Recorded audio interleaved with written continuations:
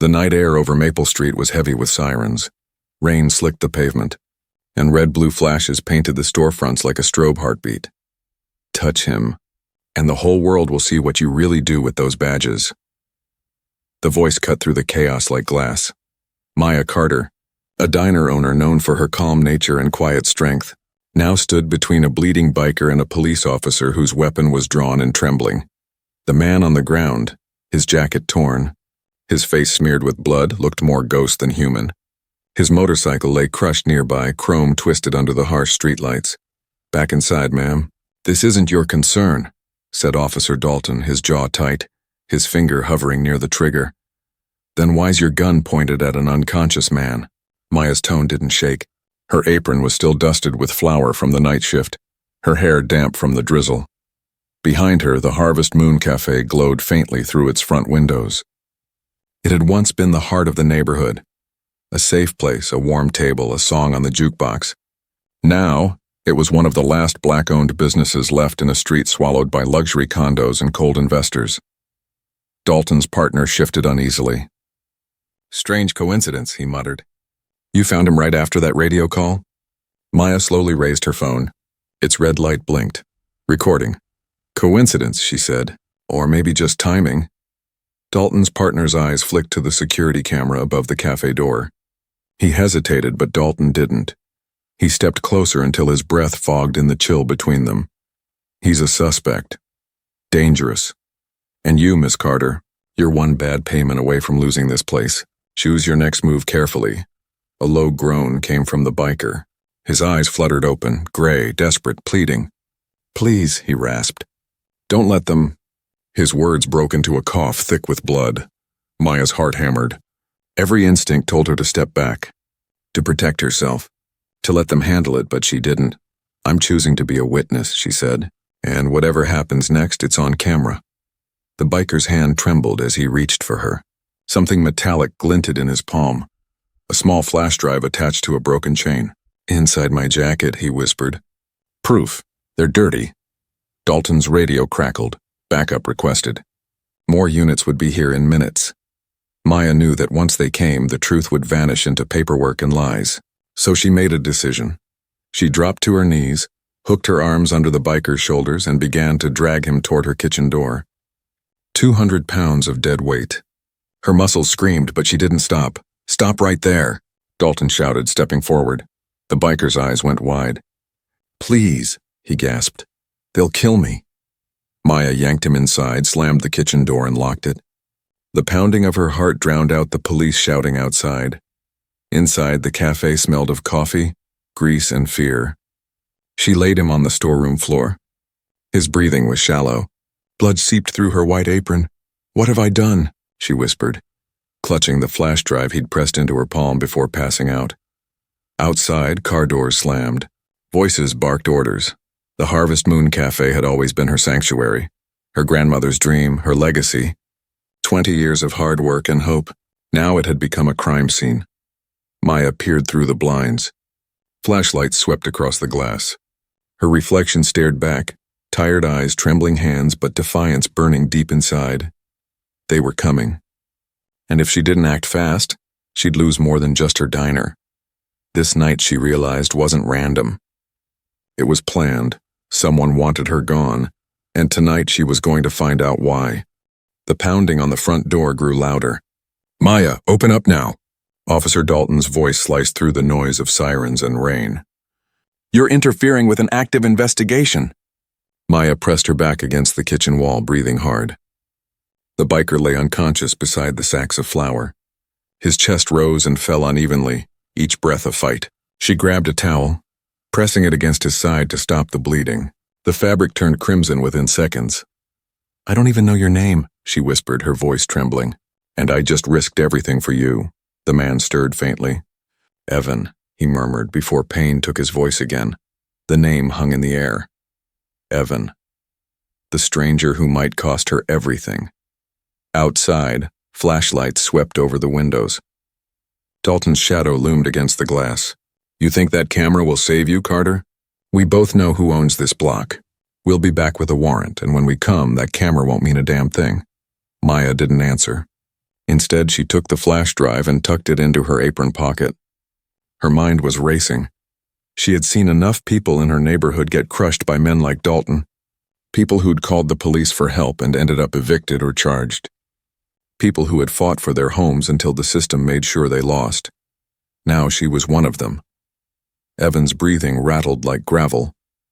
She couldn't leave him here to die, but she couldn't call for help either, not when the people outside were the ones he feared. "All right," she whispered. "You stay alive and I'll figure this out."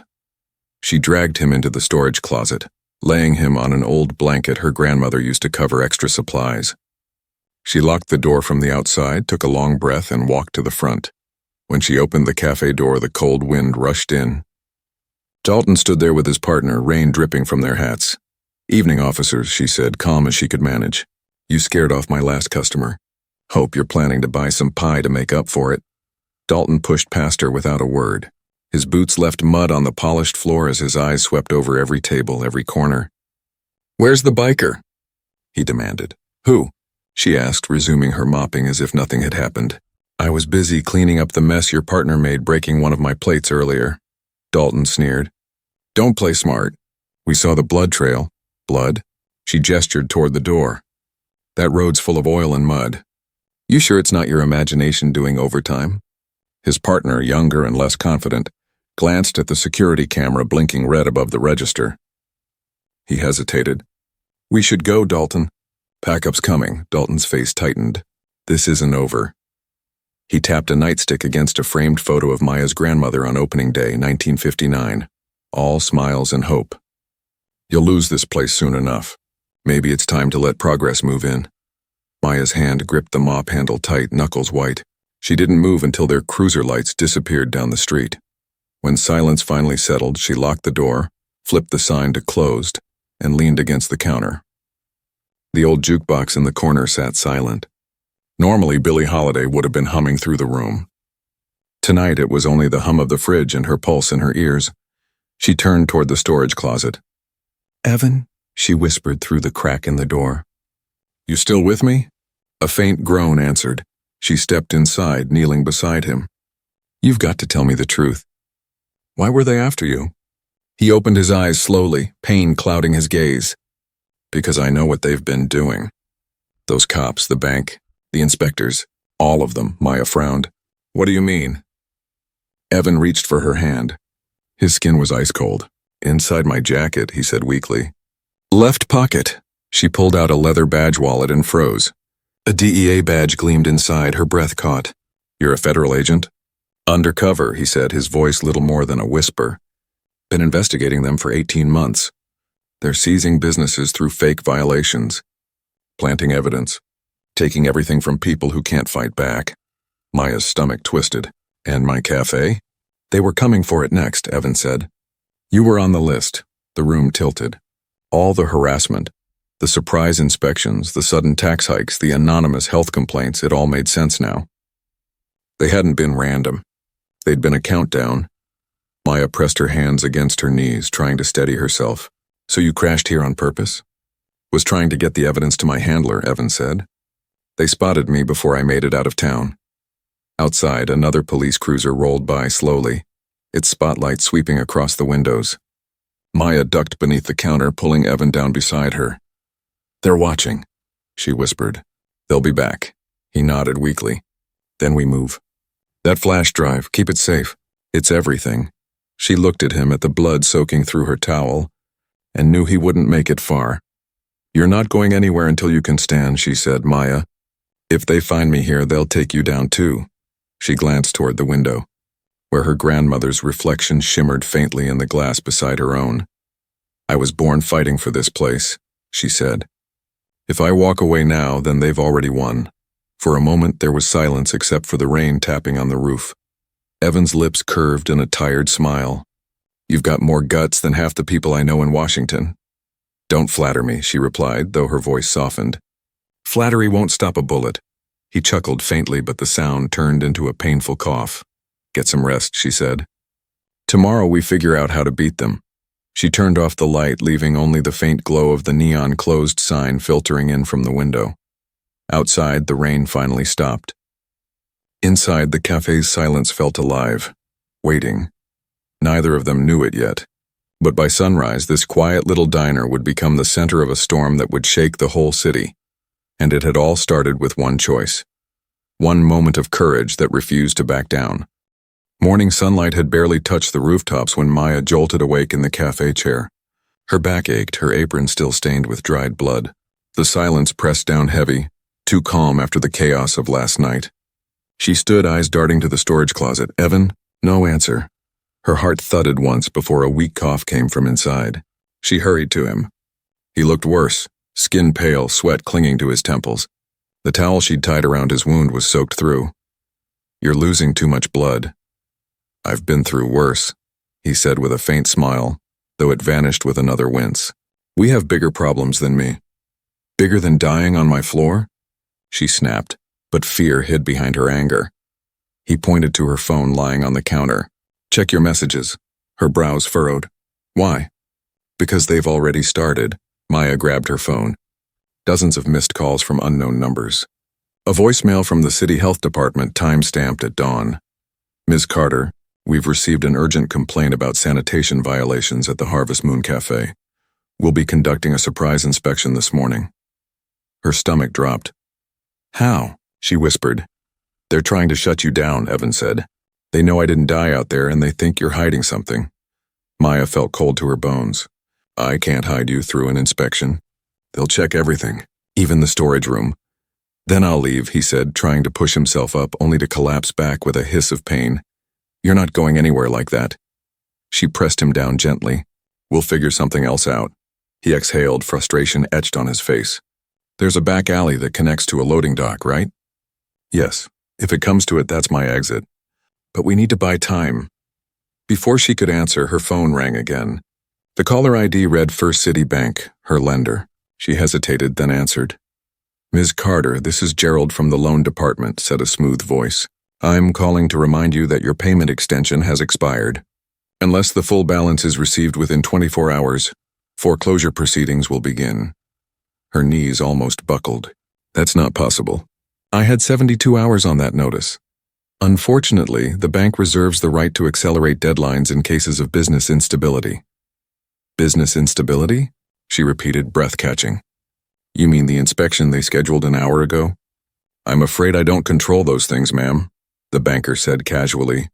I suggest liquidating whatever assets you can. The line went dead. Maya stared at the silent phone in disbelief. The timing was too perfect. Too planned. Evan's voice broke the quiet. They're tightening the noose. Police, health department, and bank all connected. Why my diner? She demanded. Why not the fancy bars or those glass condos? Because this one matters, he said. It stands for something they can't buy. Maya turned to the old photograph hanging by the register. Her grandmother, Grace Carter, standing outside the cafe's grand opening in 1959. A smile bright as sunlight. Behind her, neighbors of every color lined up for peach cobbler and laughter. This cafe survived segregation, riots, recessions. It's not dying to gentrification, Maya whispered. You've got fire, Evan said softly. That's why they want to snuff it out. Before she could answer, a knock rattled the back door. Her breath caught. Maya, it's Marcus, called a familiar voice. Got your produce delivery early, she exhaled shakily. That's just my supplier, she told Evan. He nodded, eyes alert despite his exhaustion. Be careful anyway. She opened the door a crack. Marcus stood there. A heavy-set man with kind eyes and a raincoat dripping onto the pavement. Early day, huh? She asked, forcing her voice steady. Thought I'd drop these off before traffic picks up, he said, lifting a crate of strawberries. Oh, and someone called in a reservation for tomorrow morning. Some group wanting the whole cafe. Paid up front, cash. Sounded like good business, Maya froze. What group? Didn't say. Just said they'd be about 20 people. He shrugged and set down the crate. Hope it's a good sign, Maya. You deserve a break. She forced a smile, but inside, questions churned. Paid up front, no name. A group big enough to fill the cafe. When Marcus left, she locked the door and turned to Evan. You wouldn't happen to know anything about a mysterious 20-person reservation, would you? A ghost of a grin touched his lips. Smart move, he murmured. They're my people. Your people? Don't worry. They won't come in guns blazing. They'll blend in.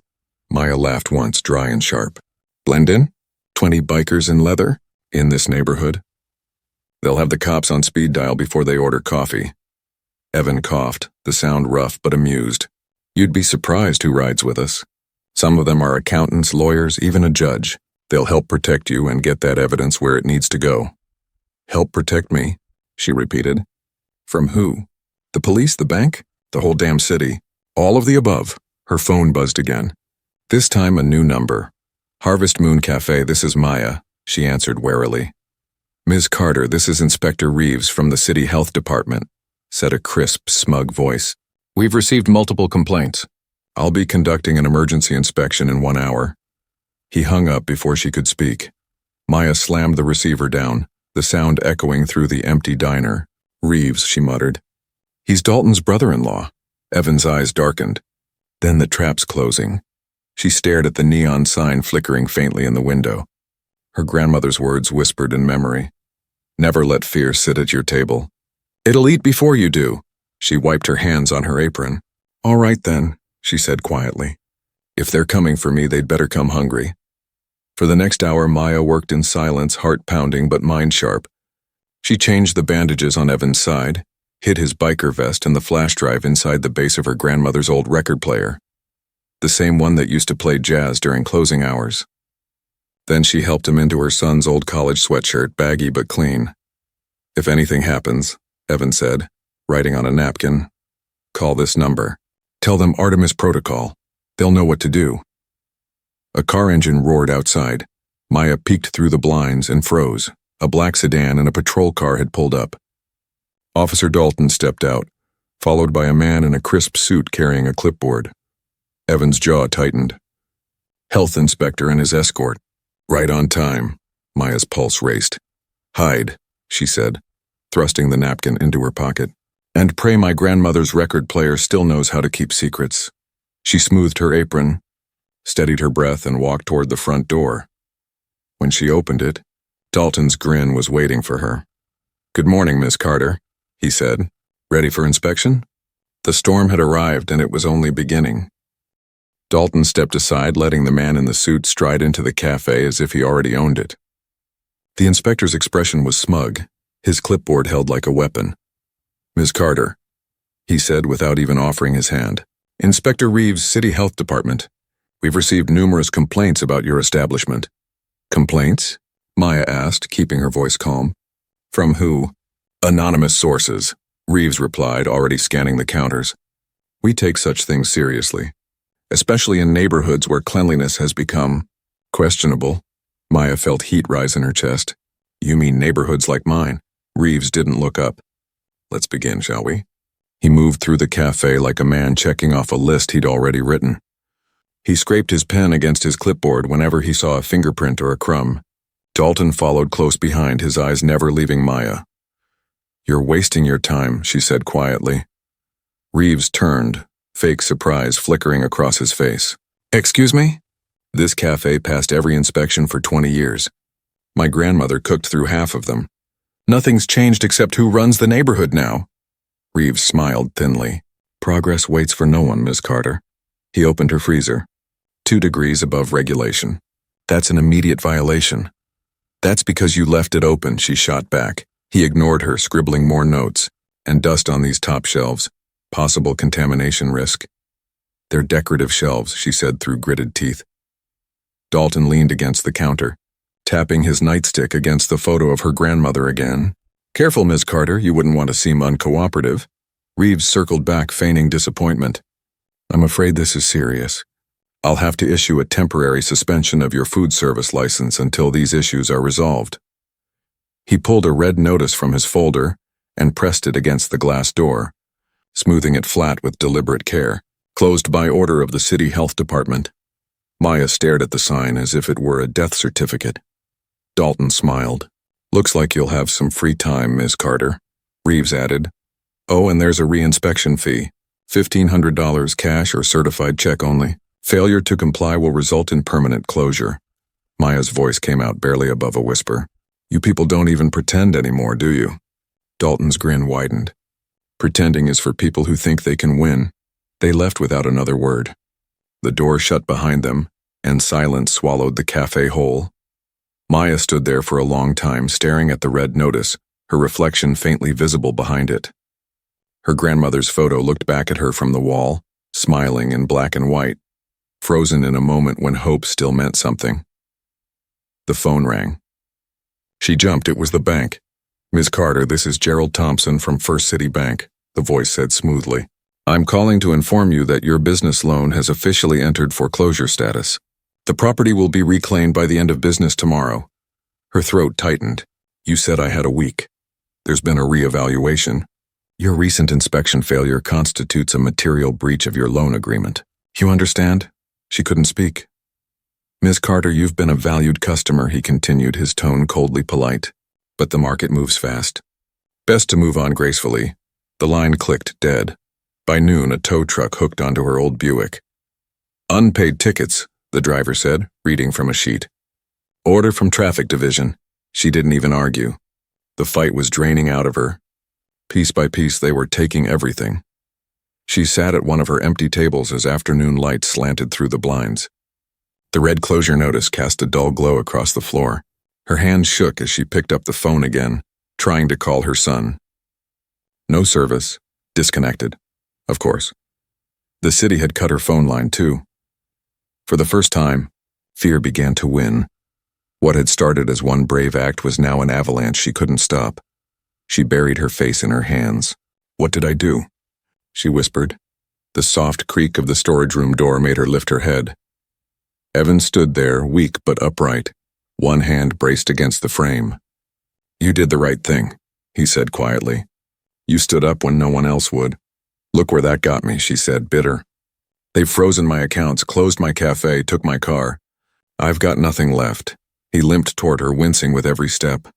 "You still have the truth. And me." She looked up at him, her anger fading into exhaustion. "So what now? You said there's evidence on that drive. Is it enough?" "Not yet," he admitted. "It's everything I've collected, but we need the bank's internal records to tie it all together. The emails, the transfer logs, the signatures." Her laugh was hollow. "So we've got a half-built bridge across a burning river." Evan nodded grimly. "Pretty much." Before she could respond, a knock echoed from the back door. Her heart leapt. "Not again," she whispered. "It's okay," came a low voice on the other side. "Delivery for Harvest Moon."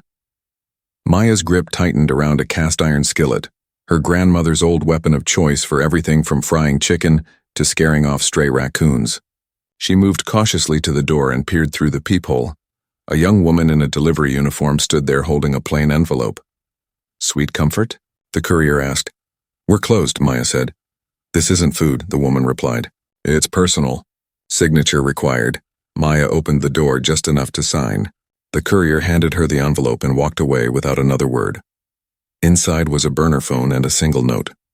"Turn on at 8 p.m., one use." Delete after. Maya stared at it, her pulse quickening. "It's him," she whispered. "He's alive." Evan managed a faint smile. "Told you I had friends." The hours dragged. The cafe was dark except for the glow of the streetlight outside. Maya sat at her grandmother's rocking chair, the one she used to shell peas in, and stared at the burner phone on the table. When the clock hit 8, she turned it on. It rang immediately. "Maya," came Evan's voice, stronger now. "You helped me when you had every reason not to. I'm returning the favor. My people are coming in the morning, 20 of them. You'll know them when they arrive." "The cafe's closed," she said, her voice breaking. "Health code violations. Bank wants me gone." "Perfect cover," he said. "Nobody expects a meeting in a closed place. We'll handle the evidence, get it to the feds by noon." "And what about me?" she asked. "They've taken everything. My business, my name, my future. What's left for me to save?" His voice softened. "You showed me kindness when I was bleeding out. You risked everything for a stranger. That means something. Trust me, Maya. By tomorrow they'll wish they never touched your cafe." When the line went silent, she didn't move for a long time. Then she stood. She rolled up her sleeves, pulled flour and sugar from the shelves, and began to bake. The sound of whisking and kneading filled the room. She wasn't cooking for customers or money or survival. She was cooking because it was what her grandmother had taught her to do when the world tried to crush her. Feed people anyway. By midnight, the café smelled like hope and rebellion, biscuits cooling, coffee brewed, honey butter thick and golden. Outside, the streets slept. Inside, Maya Carter was preparing for war. The morning would bring either salvation or ruin, but when dawn came, she would be ready for both. The first sound that broke the silence was a low rumble. It started faint, distant, like thunder trapped beneath the horizon. Then it grew louder, the kind of sound that made the walls tremble and the windows buzz in their frames. Maya lifted her head from the counter where she'd been dozing. The clock read 6:07 a.m. She went to the front window and peered through the blinds. Down the street, 3 motorcycles gleamed beneath the morning sun, engines idling, riders unmoving. Then another bike joined and another. Within minutes, the street outside the Harvest Moon Cafe filled with leather, chrome, and steel. They weren't hiding. They wanted to be seen. The phone on the counter buzzed. A text flashed on the burner phone's dim screen. Open the back door. Now. Maya slipped into the kitchen and unlocked it. The moment the door opened, the scent of engine oil and leather filled the air. A woman stood there, shorter than Maya expected, silver hair braided tight, her eyes sharp as polished glass. Her vest bore a patch that read, Razor. Maya Carter? The woman asked. Maya nodded. Evan sent me. He's on his way. You saved one of ours, so you're one of us now. I didn't do it for a club, Maya said quietly. Razor smiled faintly. Doesn't matter. We protect our own. She stepped inside, scanning the cafe with quick, calculating eyes. You got a good setup here. Heart of the neighborhood. That's why they came for it. Maya frowned. You sound like you know them. Razor nodded. We've seen this game before. Developers, crooked cops, dirty banks. Same story, different zip code. They call it renewal. We call it theft. From her pocket, she pulled a folded sheet of paper and handed it to Maya. You should see this. Maya unfolded it. Her breath caught. It was a letter from the State Banking Commission, announcing an official investigation into discriminatory lending practices by First City Bank. How did you get this? She asked. Razor's mouth twitched into a smile. We've got friends in places that don't wear suits. Outside, the rumble grew louder. Razor glanced toward the door. That'll be the rest of them. A convoy of motorcycles rolled into the alley, engines humming like an army. The riders dismounted and filed into the cafe, men and women, all ages, faces weathered and watchful. One of them, a tall man in wire-rimmed glasses, carried a laptop bag instead of a weapon. This is Tech, Razor said. He's the one who's going to pull the evidence from that flash drive. Tech nodded politely. Ma'am, he said, his voice surprisingly gentle. If you'll show me where you hid it, I'll get to work. Maya hesitated for only a moment, then led him to the record player. She lifted the lid and pressed the hidden latch her grandmother had once shown her. The bottom popped open, revealing the flash drive still wrapped in a napkin. She handed it to him. If there's anything left to save, it's on that. Tech slid it into his laptop, his fingers already moving fast. There's more than something here, he murmured. This might be everything. Razor moved to the window, watching the street. We've got lookouts posted at every corner. To the outside world, it'll just look like a bunch of bikers stopping for breakfast. Maya tried to smile. The health department might call that a violation. Razor laughed softly. Let them. They won't make it past the door. The smell of biscuits and coffee still filled the air. Razor reached for a cup. You made all this? My grandmother's recipes, Maya said. Cooking's how I keep my hands from shaking. Razor nodded approvingly. Then let's eat before the war starts. They were halfway through their makeshift breakfast when another knock came at the front. Maya looked through the blinds and froze. Officer Dalton stood outside again, his hand resting on his holster. Beside him was Gerald Thompson from the bank, holding a folder of papers. Razor straightened. They brought a lawyer, she said. That's never good. Maya wiped her hands and went to the door. 2 of the largest bikers silently took position behind the wall. She opened the door halfway. Morning, officers. We're closed, remember? Dalton's lip curled. Funny. Smells like you're open. And who are all these people? Friends, she said simply. Gerald Thompson stepped forward. Miss Carter, I'm here on behalf of First City Bank. These are your foreclosure documents. Your business and property are officially repossessed as of this morning. Before Maya could speak, another voice cut through the room. That's interesting, Mr. Thompson, because as of 10 minutes ago, Your bank's foreclosure program has been placed under federal review. Dalton and Thompson turned in shock as a man stepped through the doorway. Clean-shaven, dressed in a dark suit, a gold badge glinting at his belt. Evan, or rather Agent Evan Hall, Drug Enforcement Administration. He walked right past Dalton, setting a folder on the nearest table. We've been investigating corruption tied to your bank and precinct for 2 years. Money laundering, racketeering, falsified seizures. You picked the wrong café to mess with.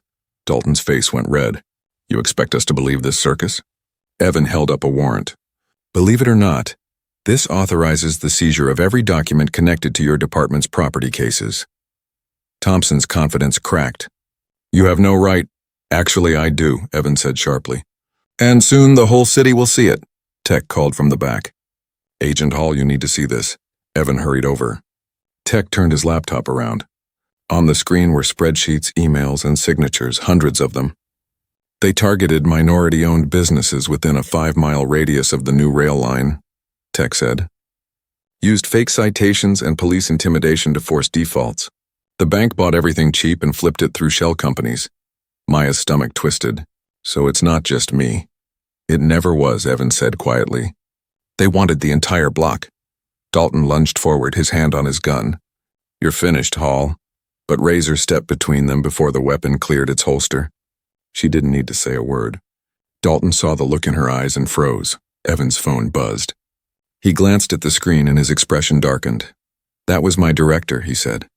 Judge Whitmore just signed an emergency order freezing our evidence. He's claiming this is a local matter and that I'm impersonating a federal officer.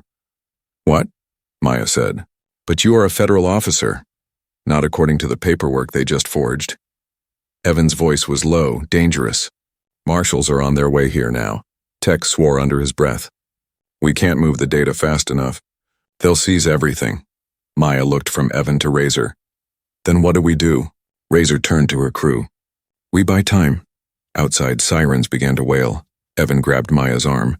You need to leave now. Once they storm this place, you'll be next. She shook her head. No, this is my home. My grandmother built it brick by brick. If they want it, they can take it from my hands. He stared at her, 1,000 things unsaid between them. Finally, he reached into his coat and pressed an envelope into her hand. Emergency funds. It's not much, but it'll get you clear if everything goes bad. I'm not running. Then promise me you'll survive. The roar of approaching vehicles drowned out their words. Black SUVs and patrol cars filled the street. Loudspeakers barked orders. This is the United States Marshal Service. The building is surrounded. All occupants must exit with hands visible. Maya looked around the cafe one last time. The record player. The photos. The tables worn smooth by decades of community and laughter. Go, she said. Take the evidence. Make it count, Evan hesitated. Maya, go, she shouted. He and Razor slipped out the back just as the front door exploded inward. Marshals flooded the room, shouting commands, guns drawn. Maya stood behind the counter, hands raised, her heart steady. One officer barked, On the ground! She shook her head. I'm not a criminal. I'm a citizen standing in her own business. A tall man in a dark suit pushed through the crowd. Ms. Carter, I'm Assistant District Attorney Philip Reynolds, he announced. You're under arrest for harboring a fugitive and interfering with federal operations. Behind him, a familiar face appeared.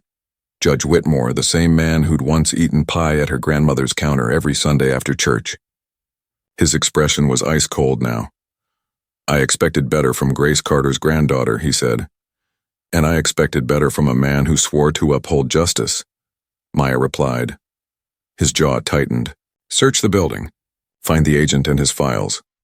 As they zip-tied her wrists, one of the marshals shouted from the kitchen, Sir, you should see this. Reynolds and Whitmore hurried toward the voice. A minute later, Reynolds emerged holding a plastic bag. Inside was a flash drive. Found it hidden in the freezer, he said. Looks like our federal friends weren't as clever as they thought. Whitmore smirked. Then it's over. But outside a new sound began to rise, a thunder deeper and louder than before. Engines, hundreds of them. The marshals froze. Reynolds turned to the window. What the hell? The street outside was filled from curb to curb with motorcycles, not dozens, hundreds. Every engine idled in unison, a wall of sound that shook the glass. The riders sat motionless, their leather jackets gleaming in the morning light. At the front, Razor dismounted, her silver braid gleaming. Behind her, Evan stepped out of an unmarked van, flanked by two men in dark suits. One of them was instantly recognizable even to the marshals. The director of the DEA. "Sir," a marshal stammered. "We've got media out here too. Cameras. News vans." Whitmore's face drained of color. "Keep her inside," he hissed. Nobody talks to the press, but it was already too late. Evan raised his badge high as cameras flashed. "Agent Evan Hall, Drug Enforcement Administration. This is a federal operation, and today we're exposing one of the biggest corruption rings this city has ever seen." The crowd outside roared. Maya, still bound inside, felt tears rise. For the first time in weeks, not from fear, but from hope. The truth was finally breaking through the walls, and nothing could stop it now. Inside the café, chaos and silence collided. The marshals froze between orders, unsure who truly held authority now. Judge Whitmore's face twisted with panic as the sound of camera shutters outside grew louder, mingling with the thunder of hundreds of engines. Razor appeared at the broken doorway first, flanked by two other riders who blocked the exit with their massive frames. Her expression was pure steel. "Going somewhere, Judge," she said, voice calm but dangerous. Behind her came Evan, his suit crisp despite the morning dust, his badge glinting under the fractured sunlight. "Carl Whitmore," he said evenly. "Federal agents have a warrant for your arrest. You and your partners have been under investigation for months." Whitmore's voice cracked. "This is absurd. I have immunity." "No judge has immunity for conspiracy and fraud," came another voice from the back. Judge Catherine Ward, her leather jacket zipped over a blouse, papers in hand, eyes like polished obsidian, stepped into view. "We've been waiting for you to say that on camera." She nodded toward the marshals, who looked to Evan for confirmation. He gave it with one firm gesture. The nearest marshal holstered his weapon and read Whitmore his rights as television cameras outside caught every second. Reynolds, the assistant district attorney, tried to slip toward the back door, but two bikers blocked his path. "You're not leaving either," one of them said flatly. "The lady fed you once. Least you can do is stay for dessert." Evan turned to Maya, still standing behind the counter with her wrists bound. He crossed the floor quickly, knife flashing once to cut the ties loose. "It's over," he said softly. "You did it." She shook her head. "No, I just stood still. You all moved the world around me." Outside, the roar of engines and voices swelled as reporters shouted questions. The DEA director himself stepped forward into the chaos, his voice booming through a portable mic. "Today marks the end of a criminal network that has preyed on small business owners, falsified records, and abused the trust of this city for profit." The marshals led Whitmore and Reynolds out in cuffs. When the crowd saw them, cheers erupted. Neighbors filled the sidewalks, faces Maya recognized from years of coffee refills and late-night pie slices. Some were crying. Others were holding handmade signs that read, "Justice for the block and hands off our businesses." The sunlight hit the red closure notice still stuck to the door. Maya stepped forward, peeled it free, and crumpled it in her fist. Evan's phone buzzed. He looked at the screen and smiled for the first time in days. The FBI just confirmed the data from text transfer. The files you protected were enough to connect Whitmore's brother-in-law, the bank's vice president, to over 40 fraudulent foreclosures across the city. Maya blinked hard, her breath catching. 40 families? 40 families getting their homes and businesses back, Evan said. And the case doesn't stop there. They found similar schemes in 6 other cities. You started something much bigger than this diner. Tech emerged from the kitchen, his laptop bag slung over one shoulder. Also, he said, turns out your record player wasn't just vintage charm. It's been wired since the 1960s. Microphones built into the base connected to a hidden recording unit. Maya stared. You're kidding. Nope, he said with a grin. Your grandmother was documenting every conversation that happened in here during the civil rights years. And when I reconnected the wiring 3 days ago, it started recording again. Evan's grin widened. That means we've got every word Whitmore and Reynolds said today, recorded in full, admissible in court. The café seemed to exhale. Maya laughed through tears she hadn't realized were falling. Grandma Grace, she whispered, you're still looking out for me. By late afternoon, the crowd outside had turned into a celebration. Reporters interviewed residents about the decades of harassment, and cameras caught the moment federal agents shook hands with Razor's riders, a truce forged over truth and courage. Inside, Maya brewed fresh coffee and poured cups for everyone left standing. Razor leaned on the counter, exhaustion softening her usually sharp gaze. "You know," she said, "most of us have lost places like this. My mama had a cafe in Tulsa back in '68. Men like Whitmore took that too. Guess it feels good to finally win one." Maya handed her a steaming mug. "Then drink to her, and to everyone who never stopped fighting." The DEA director approached quietly, a formal document in his hand. "Miss Carter, the Department of Justice is clearing your record. All health code violations have been expunged as fraudulent. Your business license will be reinstated by morning." Maya took the paper slowly, her fingers trembling. "Thank you," she said, but the words felt too small. "There's more," he said. "The bank's assets have been frozen. The foreclosure is void, and your cafe, as of this moment, is federally protected property under investigation. No one can touch it." Her eyes filled again. For the first time in weeks, she could breathe without fear pressing against her chest. Outside, children were climbing onto the parked motorcycles while riders laughed and lifted them up to honk the horns. Neighbors passed out sandwiches and sweet tea. What had started as rebellion had become a block party of survival. When the sun began to set, Evan returned to the counter, his badge now tucked away, his tie loosened. "You know," he said, "in my line of work we don't get happy endings often." Maya smiled faintly. "This isn't an ending, just a beginning that took too long to arrive." He looked around at the glowing cafe, the people singing outside, the smell of biscuits and honey butter drifting through the air. "You ever think about expanding?" She laughed. "One cafe at a time. I'm not done taking care of this one." "Then I guess I'll just have to keep coming back," he said. "Only if you're hungry," she replied, handing him a plate of fresh biscuits. He took a bite, eyes closing for a moment. "Best in the city," he said. "And that's an official statement." They stood in the warm light of the cafe, the noise of celebration still echoing down the street. The red closure notice lay torn in the trash. On the wall above the counter hung two photographs, one of Grandma Grace smiling in 1959, the other taken that very afternoon. Maya surrounded by bikers, agents, and neighbors, all grinning through the dust in the aftermath. 6 months later, the Harvest Moon Cafe thrived again.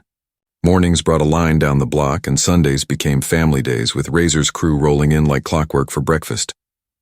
Evan still came when he could, trading suits for jeans, laughter replacing caution. Maya's son returned from medical school to help part-time, claiming he just wanted to keep the legacy warm. The neighborhood, once hollowed by greed, was alive again, shops reopening, murals blooming across old walls, laughter spilling into the streets. The corruption trials made headlines for months. The guilty pled out, the bank collapsed, and a national reform bill passed under the name of Grace's Law to protect small businesses from predatory seizures. Every evening, as the last customers left and the record player spun an old Billie Holiday song, Maya would pause at the counter, look around her cafe, and whisper softly, "We're still here because they were, and because sometimes courage doesn't come from power or wealth or armor. It comes from standing your ground when no one else will, even if the whole world tells you to move." The night she faced a gun, she thought she was saving a stranger. But in truth, she was saving everything that mattered. The engines that once brought fear now brought promise, rolling past her window like thunder turned to music. And the Harvest Moon Cafe, her grandmother's dream, her legacy, shone once again under the morning sun. Maya Carter had fed the city hope, and this time it was never going hungry again.